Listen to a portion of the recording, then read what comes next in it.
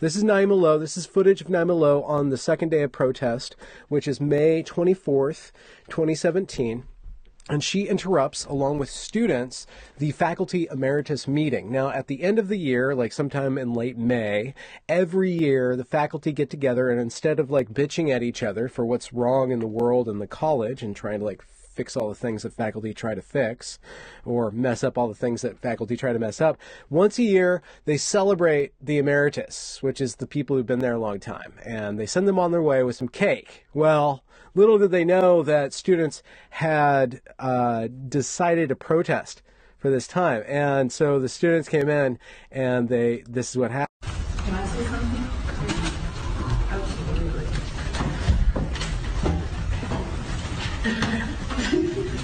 So one of the things I've noticed about this place is that when we have conflict, a place that we go as faculty is into some sort of like victim stance.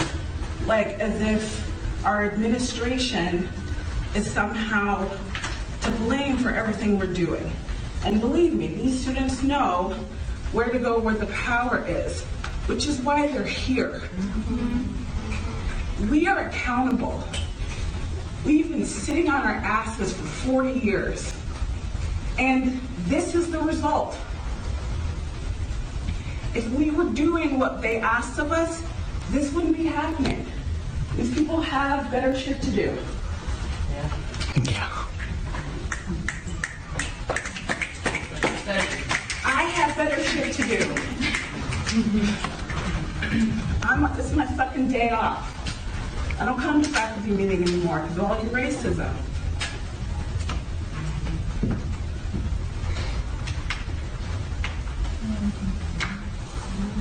Okay, so this is Naima Lowe on Medium, and it's called I Fought Academia's Cult of Civility, and all I got was this lousy PTSD diagnosis, right?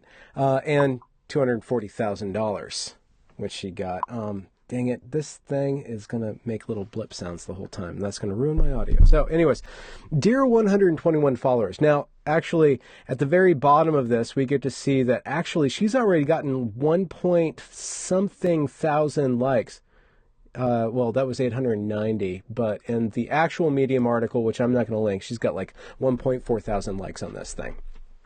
Because, like, she is the counter to Brett Weinstein. If Brett Weinstein is wrong, yes, Weinstein like a fine wine, not Weinstein like a slime bean. No, Weinstein. If Weinstein is wrong, then Naima Lowe has to be right, right? Do you follow my logic? I'm saying that the peg in the story against Brett Weinstein is to find his opposite. The opposite of Weinstein is Naima Lowe. So if Naima Lowe is the only one who is the opposite of Brett, then Brett must be wrong. Brett must be evil. Right, so she is the likeliest candidate for, if you're the enemy of Brett Weinstein for whatever reason, if you think he's racist or if you think he's a nerd or a tool or whatever, then you have to pin your hopes on somebody else. And Naima Lowe is the only one who stood up the same way that Brett stood up. And by that, I mean just actually standing up for their principles. So insofar as Naima Lowe stood up for her principles, I'm just talking into a camera. Insofar as Naima Lowe stood up for her principles, I do award her some respect. And actually, she's not that bad of a writer. As far as writers go, she has the least amount of like errors, at least from what I've seen emerge from Evergreen, of anybody else. So let's read this, the opening statement right here. So, dear 121 followers, I am finally publishing this story about my experience leaving Evergreen State College in 2017.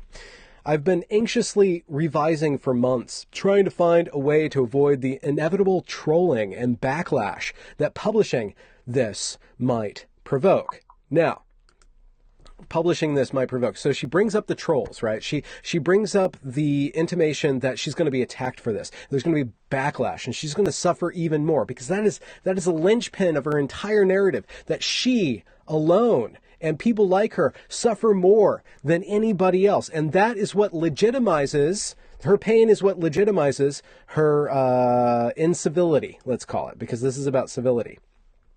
Hopefully, the catharsis of telling my story will outweigh the obnoxiousness of dealing with the trolls. If you like, please give some claps and comments. Now, over here, you see that I have been personally blocked from following this user or viewing their posts, but don't worry about it. All you have to do is log out of frickin' what's it called, Medium, and then you get to see the article. But I already archived it, as you guys can see. And then she's got a quote from Audre Lorde.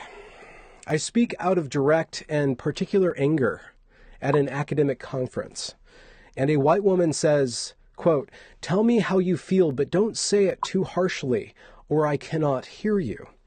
But is it my manner that keeps her from hearing, or is it the threat of a message that her life may change? Now, this is really cool. She brings up Audre Lorde saying that she got angry at a conference, at an academic conference, and a white woman says, could you not say it like that? Could you speak in a different way? And Audre Lorde is like, you know what? It's not my anger. It's that you might have to change. And so your defensiveness is about you. It's not about me. It's not about me acting out of line or acting out of my polite little lane. It's you not wanting to actually change and learn something. The funniest freaking thing about this is that the very next part of this article, look at this, is a screenshot from Vitor Guidorizi.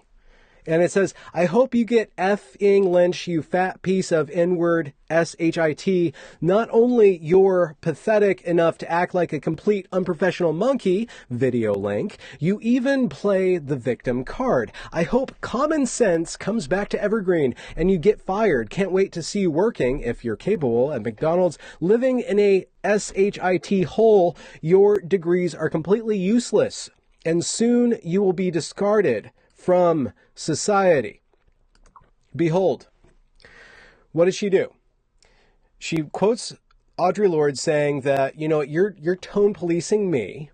You're discounting the way that I'm saying things, and you're not listening to what I say, because what I say would possibly change you. And then she turns around and says, look at all these people that are speaking to me in an uncivil manner. And instead of trying to look at what they're trying to tell her, she says, oh, the way that they're speaking is just a bunch of trolls, right? I can completely discount them. This is utter hypocrisy.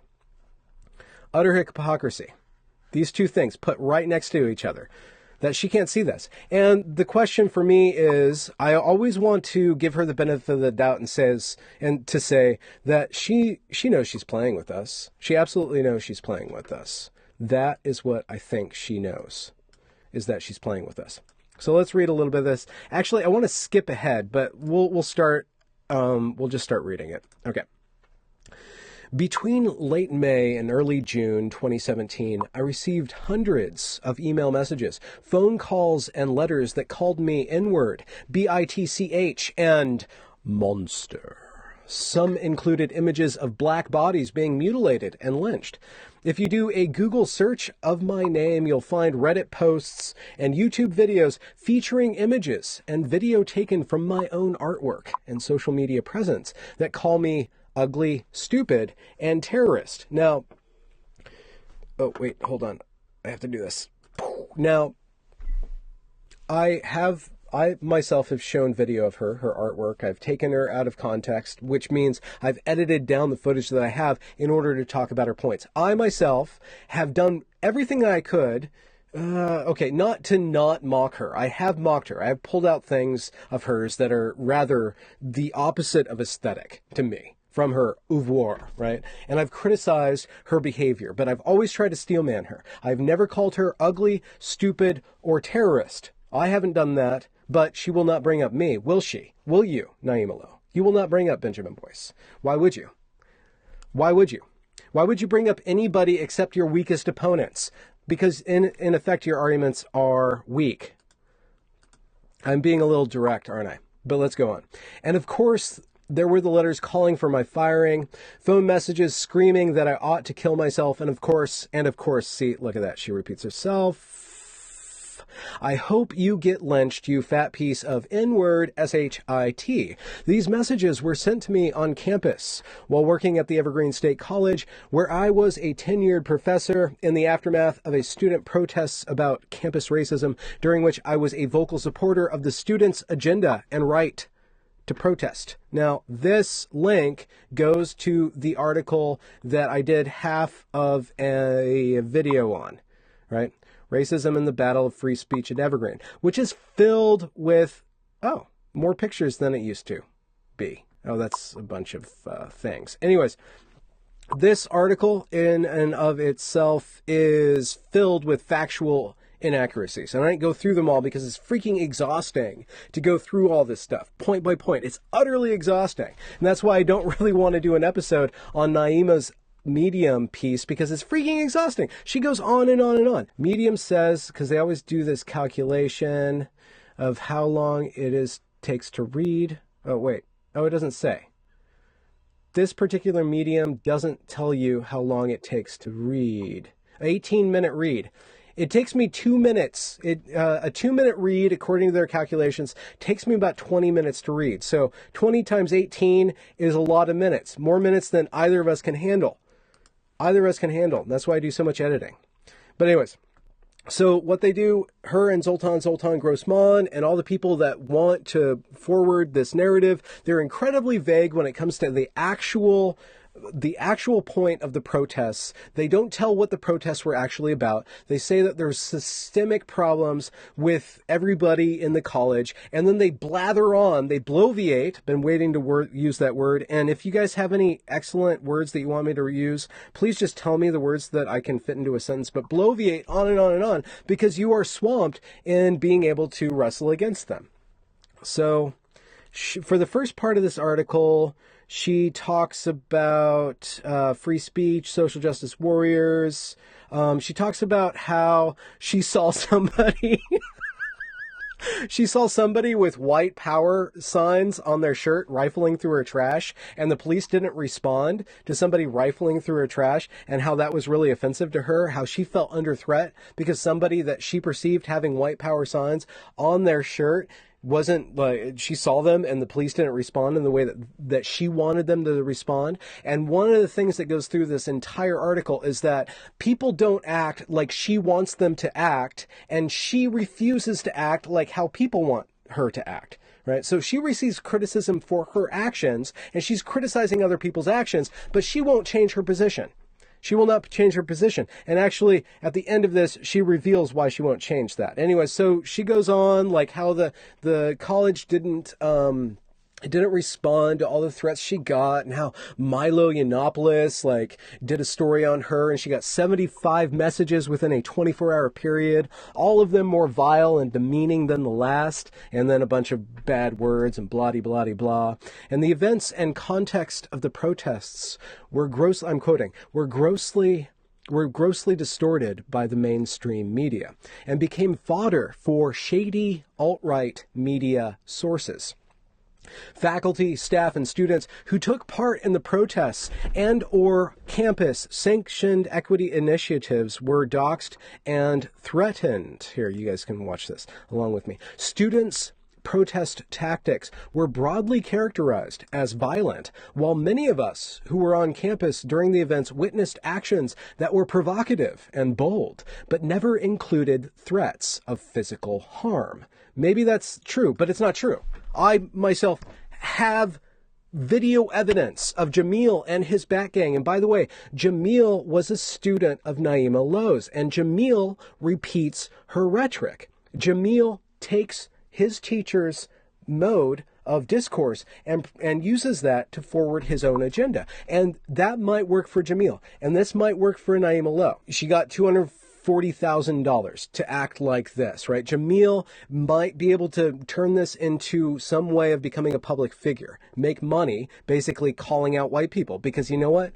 White people will pay for you to call them out, especially if you're of another race. There's a fetish community that's well-moneyed, or at least at this time, very well-moneyed. So listen, guys, this live stream, I'm not really good at this. I keep on like talking into the camera when I should be reading, and then I read when I should be like showing you guys what I'm reading. So maybe I should just stick stick it to the camera so you guys can see me and my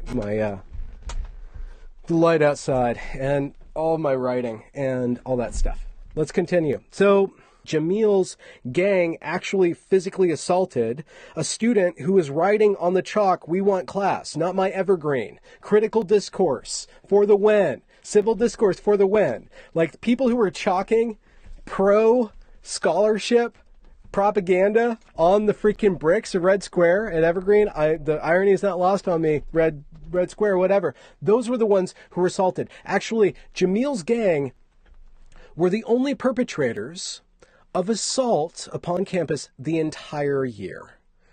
There was no other assaults. And I heard that from somebody who worked in the police office. So I don't have the actual documents. Maybe somebody tore a sign up, but that was the only physical altercation that happened, which was perpetrated by Jamil, who was the head of the protest. So even though she's casting this, saying that students' protests were broadly characterized as violence, but we just saw bold and provocative maneuvers, which never included threats of violence, is a lie. It's a total lie. I can totally disprove that. To continue, she witnessed students speaking stridently, loudly, and firmly about their grievances. And yes, some were yelling and swearing. There were also students working to craft the demands with the administration and student newspaper, students offering water, snacks, blah, blah, blah, blah, blah. She talks up the entire thing. She talks up as she's trying to portray the protest as something that was justified, and that there was a lot of things that were left out of the depiction. And it's true. It's true. There were people walking around and giving water to other people, but they were specifically giving water to one race of people. And they were telling another race of people to go fetch the water. And I have to say this, I am working on the documentary. I figured out how to do it. I'm putting it together. It's going to be freaking messy as hell. And it's not going to be like a Netflix documentary. And it's going to be long. It's actually going to be a mini series because I really want to tell the whole story. This goes way beyond Day of Absence, Day of Presence, Brett Weinstein, Naima Lowe, George Bridges. I really want to tell the story of how this stuff happened and go piece by piece. So it's going to be, it's not going to be like a hit or anything like that, but I am working on it. And you can go, I'll show you exactly how the students acted, for better and for worse. They were not a complete, they weren't a violent mob, but they were everything short of violence. I was speaking to somebody one-on-one about the protests and their view of the protests. And they said from their perspective that the way that the protesters were acting were like young animals that are just playing in order to learn how to kill. Like, so there wasn't actual violence, but there was everything except violence. It was like two wolves, two pups, like battling against each other. They were figuring out. And you can actually see this in real time when I post the documentary with all the video. I'm just going to condense it, but it's all going to be there. You can see them trying different tactics to see how they can inflict pain, to see how they can inflict their power on somebody else. And it actually makes a lot of sense to look at it through the lens of what happens when you strip civility out of discourse. And when you adulate and uplift power dynamics, you revert back into pre-tribal times where might is right. And Naima Lowe, to get to the end of her essay eventually, basically says, excuses all civility for herself. And maybe I should skip ahead of that. Okay, so she complains and she says that she did all this work fighting for Evergreen and fighting for equity and fighting for equality, fighting for justice.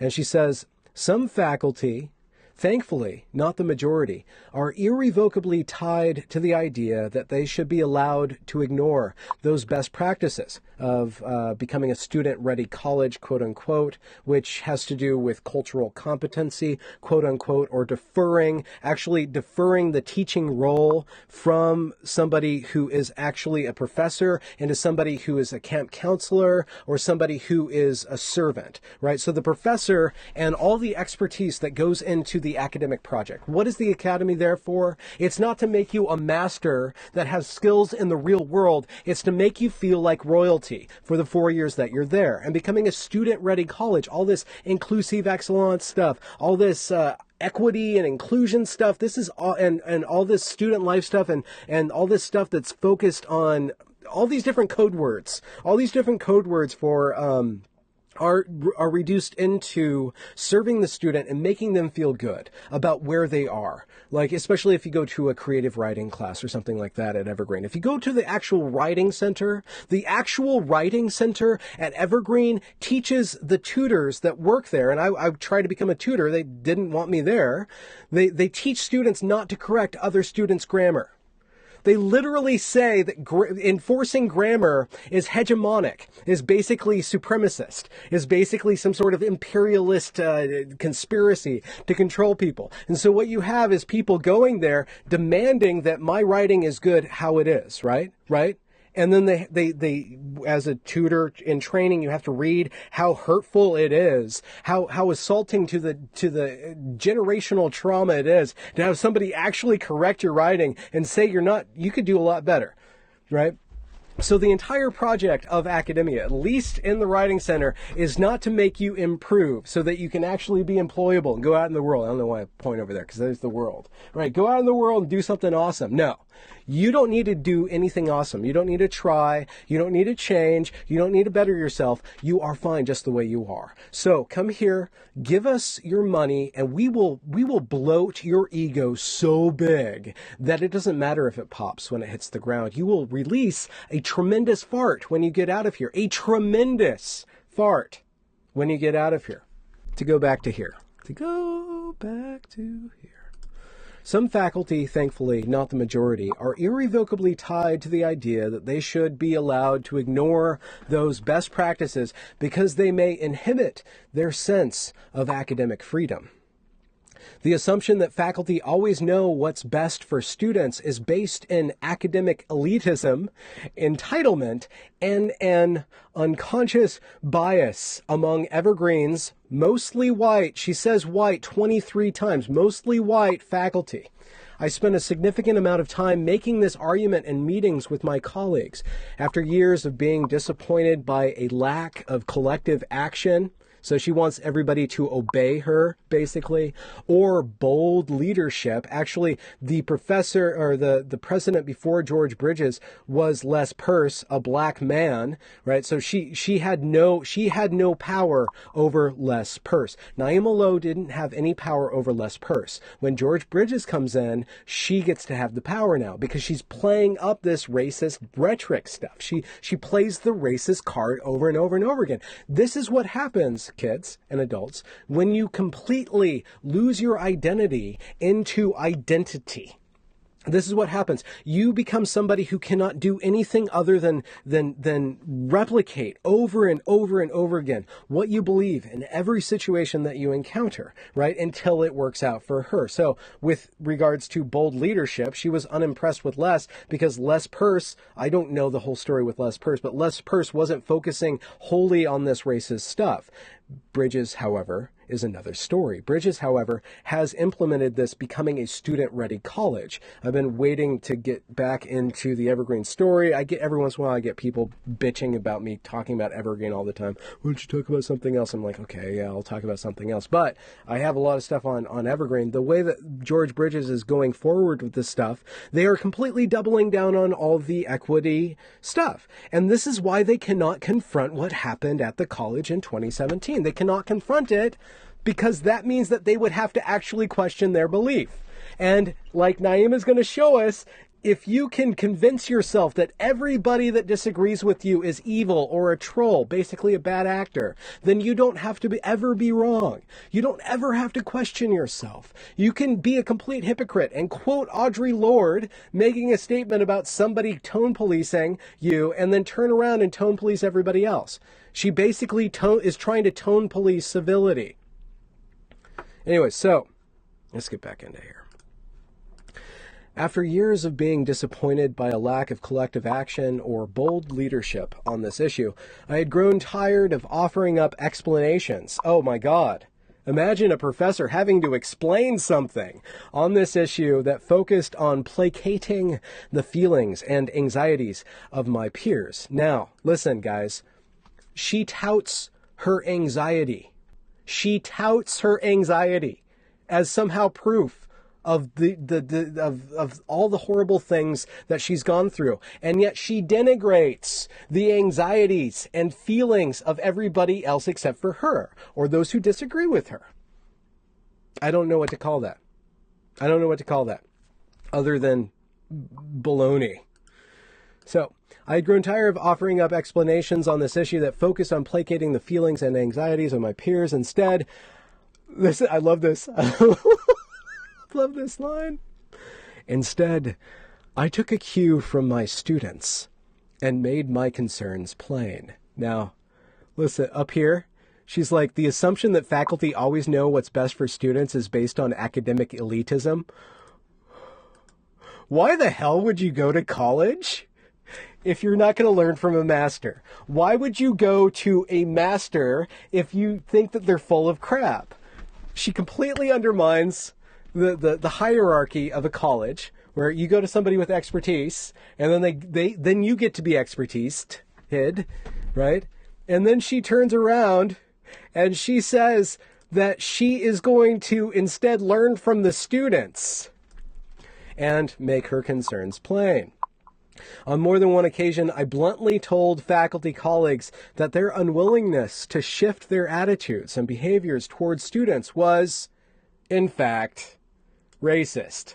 So she takes a page from the book of 20-year-olds, and she just starts accusing everybody that disagrees with her of being racist. That's her tactic, to say that academic professors are full of shit and that the students know what's what. How's that going to work out for you? Why would students listen to her? Because they make her feel, she makes them feel important, right? So it does work. In the short term, it does work to just say, you know what, fuck civility, right? Fuck expertise, fuck mastery, fuck all that shit. You know what? You're just as good as me, right?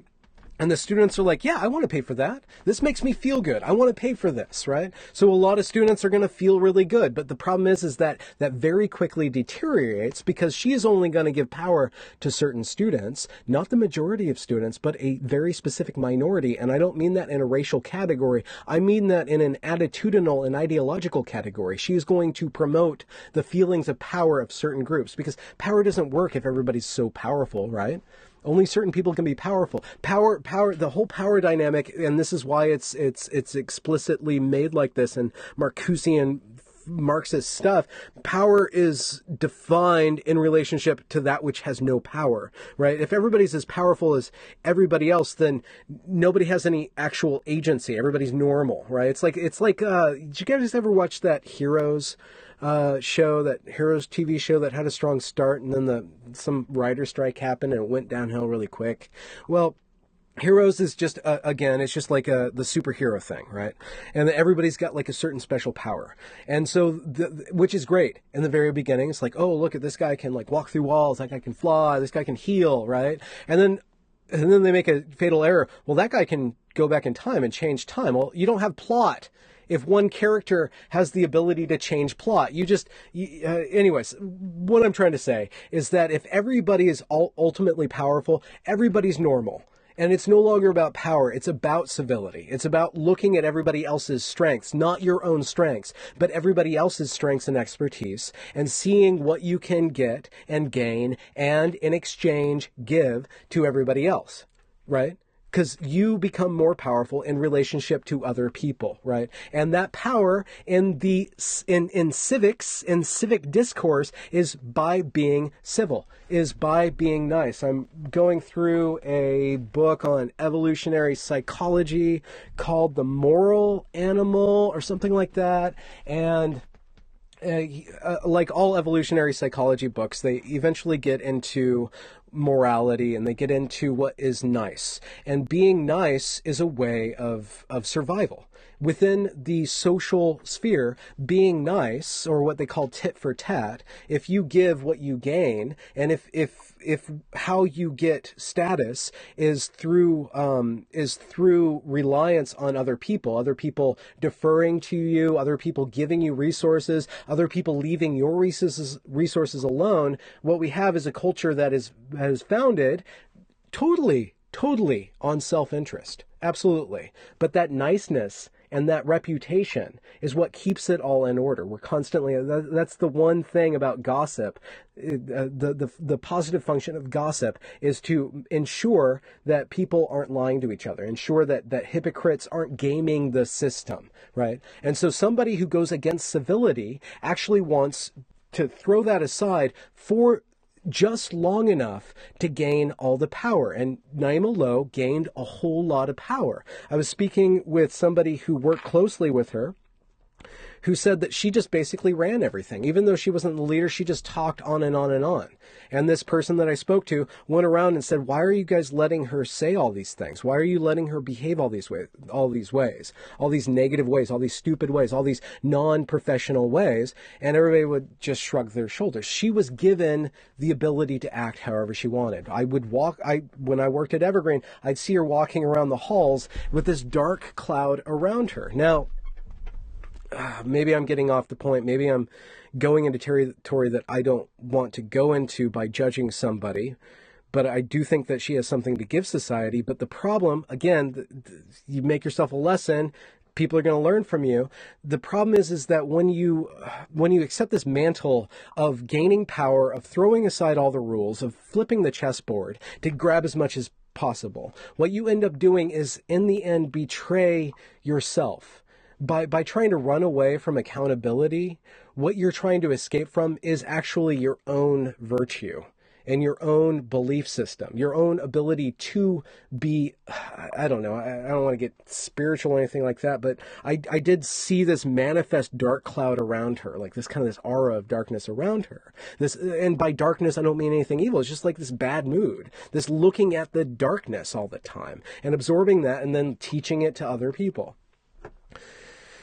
Wow, these live streams are a hoot, aren't they? I just kind of go off on all these trails. Anyway, so she fought these battles. Let's go back to this thing. I fought these battles because I believe in Evergreen's capacity to deliver on its promise of a truly progressive, innovative, I wonder what she means by that, student-centered, justice-oriented education. I worked with many colleagues over the years who shared that commitment and who offered exceptional educational experiences to students. However, when faced with the crisis of confronting racism head-on, the white liberal tendency to dismiss patterns of structural inequality in favor of avoiding conflict and hard feelings undermined the school's ability to take a strong stance in favor of justice. Listen. That same white liberal passive-aggressive weakness that, yeah, sure, let's just say, there's a whole lot in Washington and Oregon, and I'm one of them, there's a whole lot of passive-aggressive liberals who won't say to your face that they disagree with you. So the same quality that she criticizes is what allowed her to act how she acted and not check herself before the camera landed on her, before the eyes of millions of people landed on her. She was not given any forced feedback, but she makes it, of course, their failure isn't about reining her in and pushing back against her. It's not going far enough. Various mostly white faculty colleagues and members, mostly white, get that, members of the administration approached me over my last year at Evergreen to let me know that they were concerned about whether I was being constructive enough in my approach to addressing these issues. So they were passively trying to guide her. Are you being constructive enough? Could you look at your behavior? To continue, she says it very explicitly. They told me that I was alienating people, that I was doing a disservice to my own cause, and that I was making people feel uncomfortable and unwelcome in discussions. So they directly told her, probably not strong enough, but they directly told her that she was alienating people, doing damage to her cause, and making people feel uncomfortable, right? As a professor, what is your job? Is it to make people feel comfortable? No, it's not. Absolutely. That whole comfort thing, sure. Okay, let's be uncomfortable. Let's be uncomfortable together. I'm uncomfortable, you're uncomfortable. That doesn't make you right. Being pleasured is not like a sign of truth. Pleasure is not a sign of truth. Comfort is not a sign of truth. Fine. But what is truth then? What is truth then? They told me to temper my anger so that they could hear what I had to say. Let's scroll ahead. Let me take a drink of beer. Oh, here we go. This is the point. Okay.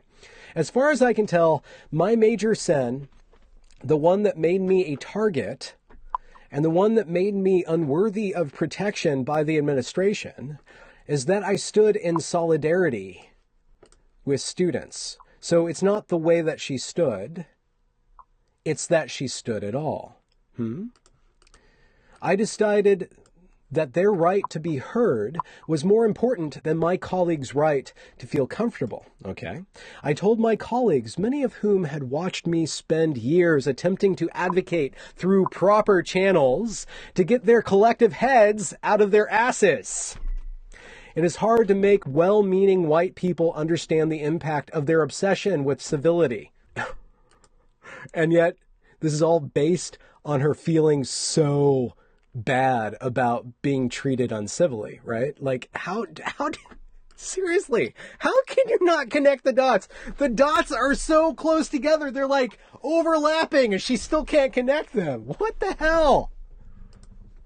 When people are most upset about the way that black people demand justice. Okay, now she's betrayed. Oh, this is disgusting. That black people. Now she's a representative of black people. Is she really the representative of black people? That's stepping a little out of line.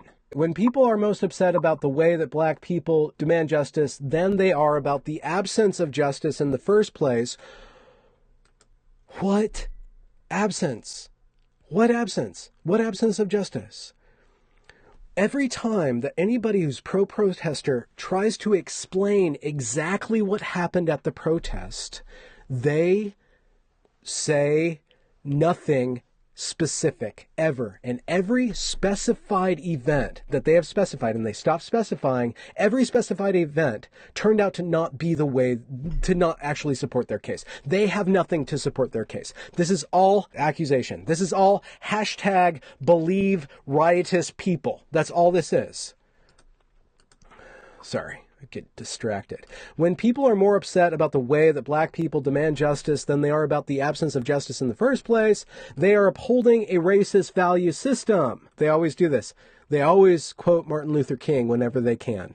It is easy to buy into the narrative that the disruptive anger of protests against racism invite or enable racism.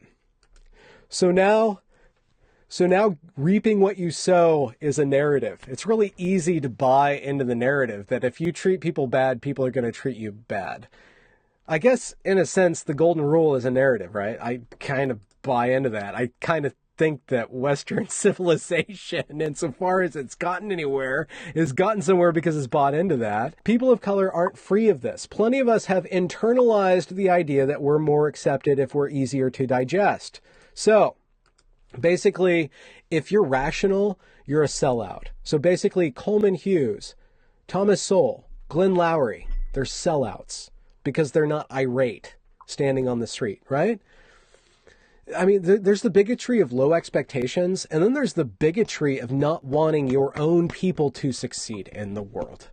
Right? And to excuse all riotous behavior. I'm sorry to make it racist. Let's just talk about the Democrats and that whole thing, the whole spate of incivility and promotion of incivility that's going on the Democrats. You know what?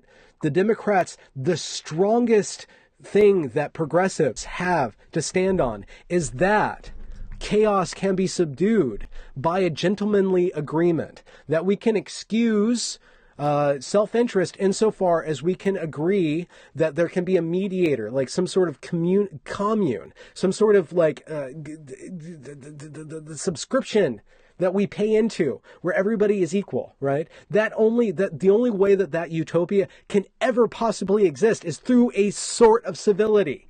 Right? And so when the Democrats, when the left goes after civility, they are cutting out the pillar of what makes progress work, what makes progress speak to everybody, is that, you know what, if you're civil, everybody else will be civil. And you can try and struggle, but at least you're not going to be shat on and kicked when you're down. At least we're not going to do that, right? So it astounds me. To continue. Live stream. circular, not reason, I hope, but at least chatteriness. For the past year, I've remained quiet about my experience for fear of further backlash, but also for fear of being characterized as the stereotypical angry black woman. I'm really sorry, but she is now the very definition of that. But I'll let her say that. I'm getting in the way of her words. However, I've recently decided to let go of that fear because I am angry. In fact, I'm furious. I am furious that students standing against racism were characterized as thugs. If you walk around with batons, you're going to be thought of as a thug. Jeez. I am furious that so many of my colleagues working towards equity on campus were targeted and that several have left the school. That might be a fair point. I am furious that there are staff of color on campus still experiencing the fallout from the disaster. Yes, there are. I myself am not furious about that, but I wish people that had nothing to do with this equity baloney were not the ones affected, and they are the ones affected, right? The people who embrace the equity stuff, they're throwing symposiums. They redid the day of absence, basically. Did you guys know about this? They redid the day of absence and they turned it into orientation. That's what they actually did, where you get to learn about how evil your whiteness is, where you actually get to learn. They actually had a class about caucusing, right?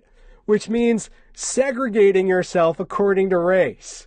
They actually did that at Evergreen this year. They're going forward with this equity stuff. Everybody that's buying into this equity stuff is being rewarded, insofar as you're going to be rewarded. Everybody that's not is being pushed to the side. Those are the ones who are being marginalized, and those are the ones who see the balance of the board and that are leaving in droves. They're actually leaving in droves.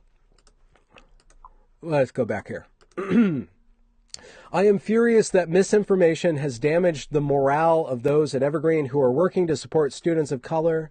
I am furious that I had to leave my job and practically remain in hiding. Practically remain in hiding? What does that mean? For the past year, in order to regain a sense of safety.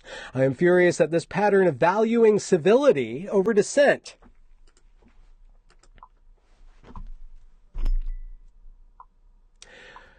She complains about not being safe.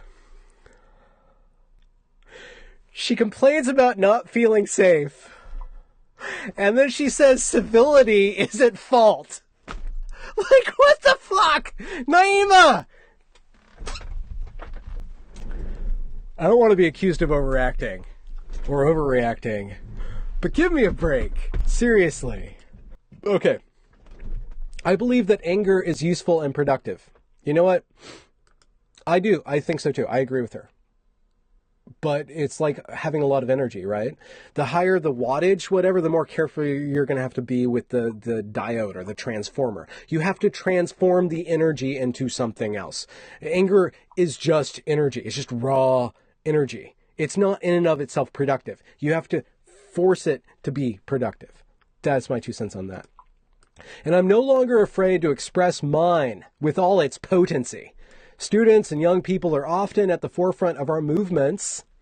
Okay, I'm just going to say one thing.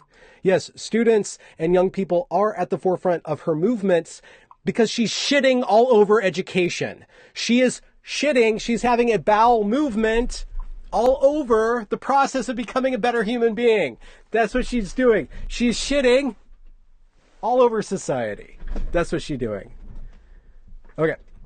And if we're smart enough to pay attention, they can teach us important lessons about resisting the systems that demand our complacency and compliance. Resisting the systems that make her the shape that she is. Resisting the systems. Okay.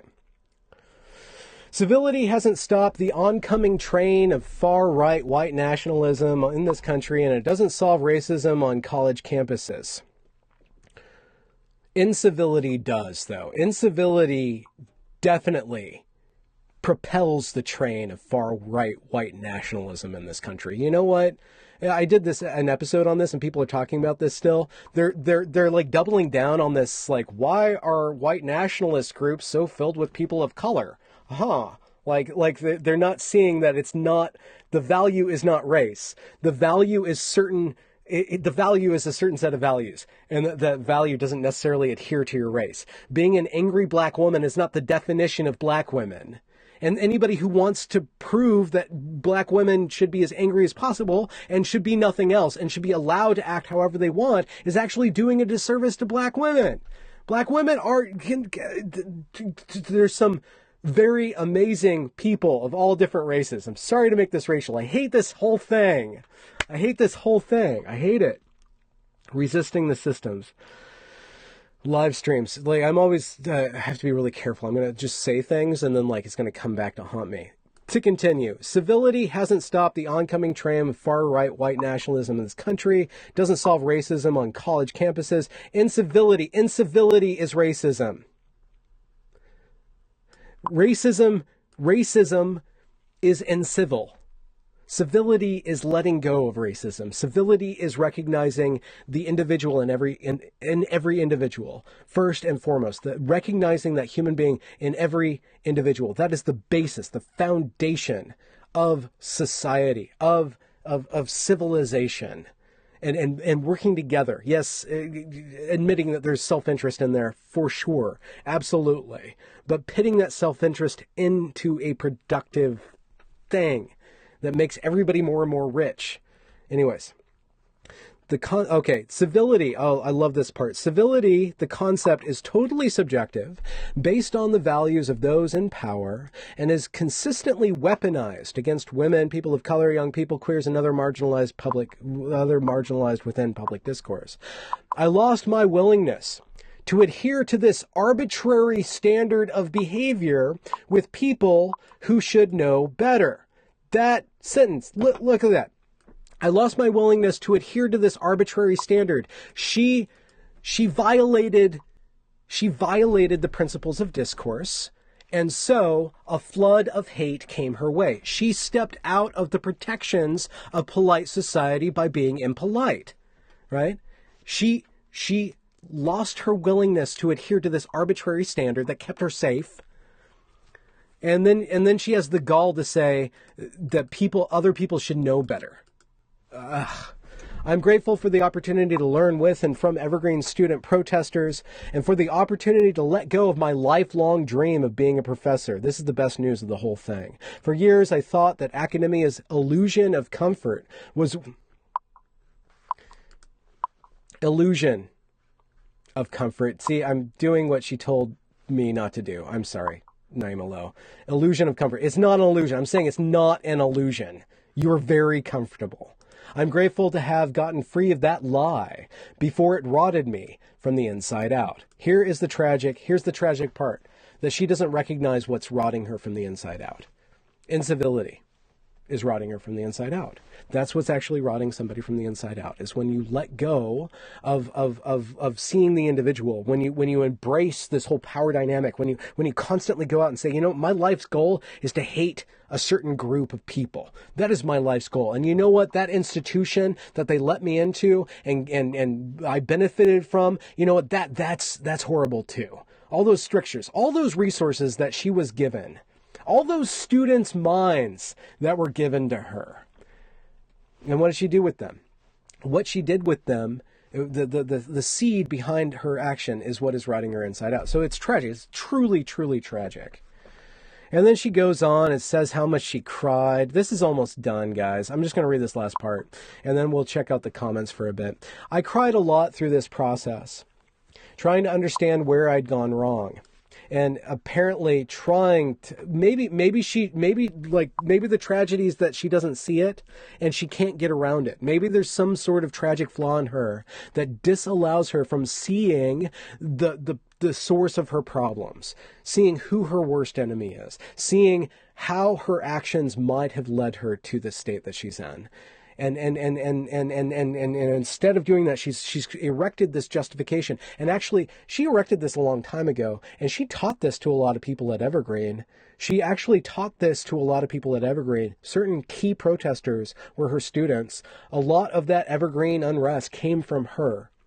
And so in a sense, she's why, in a certain sense, she had a big part in why Evergreen's going the direction that it's going now. She got a huge payout to leave.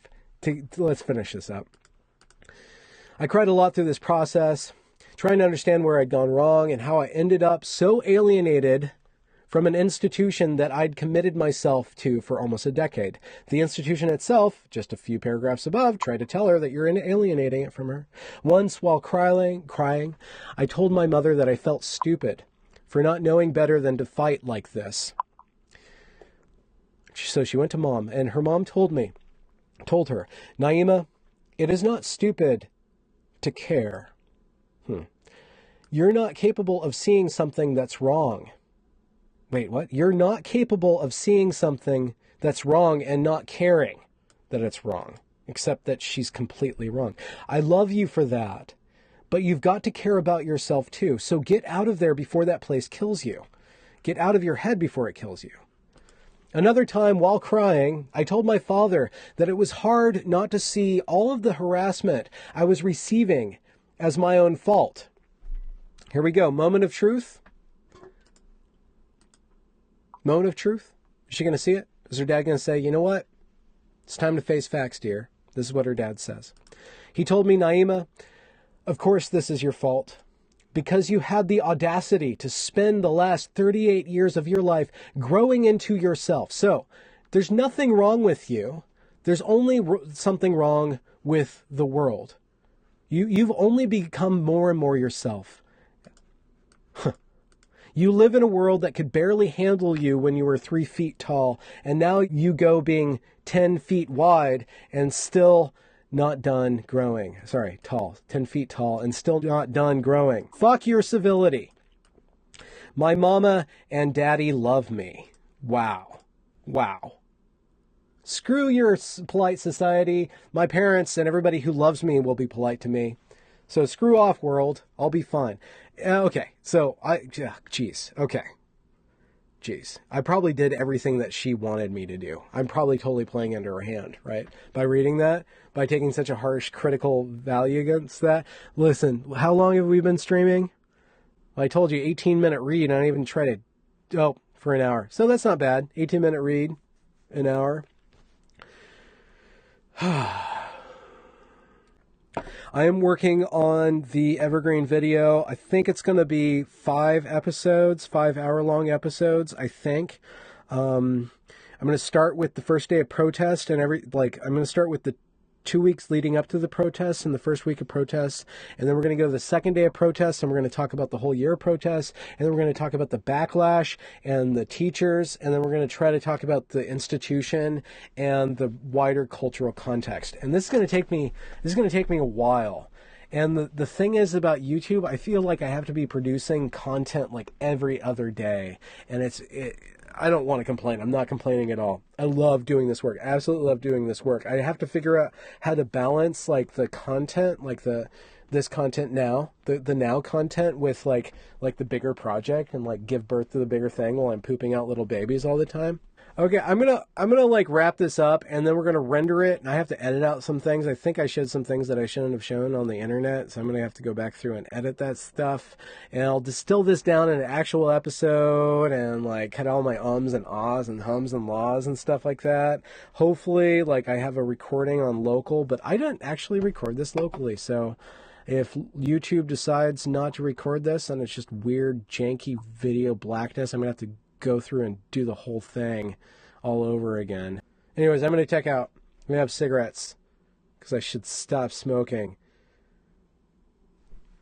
I love you. Bye.